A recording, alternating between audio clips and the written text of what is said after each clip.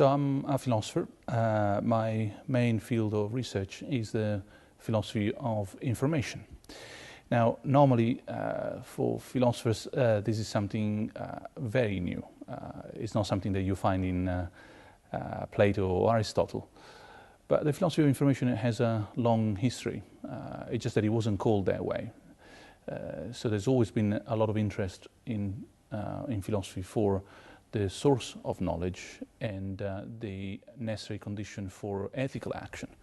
And as we know today, the source of knowledge is information, and ethical action would be impossible without having information concerning options and responsibilities and so forth.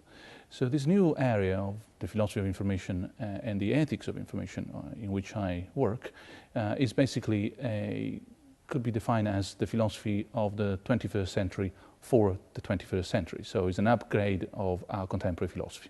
So the applications of my research are in principle enormous. Of course, as a single individual, there's a limit, and a very huge limit, to what one can do. But in terms of the field in which I specialize, the philosophy and ethics of information, you may imagine that in the information society, in a world that has seen a computer revolution, an information revolution, the number of applications is almost boundless, from research in the ethics of big data to cyber conflicts, from e-health and digital education to new forms of legal systems or geography research. There's virtually nothing that hasn't been touched by the information revolution, and therefore there's virtually nothing that doesn't require a philosophical understanding of the informational roots.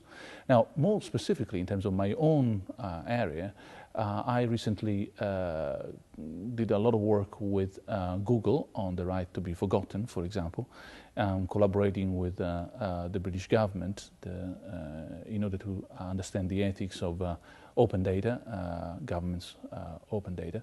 And these are two areas that are of concern at the moment. I'm also involved with NATO in terms of the ethics of cyber war. So you can tell that there's a lot of work that needs to be done, and I hope more people will join me. So the Chair of Excellence has come as a privilege, and especially older colleagues will understand what it means to have one's own research supported with basically no strings attached. It doesn't happen often.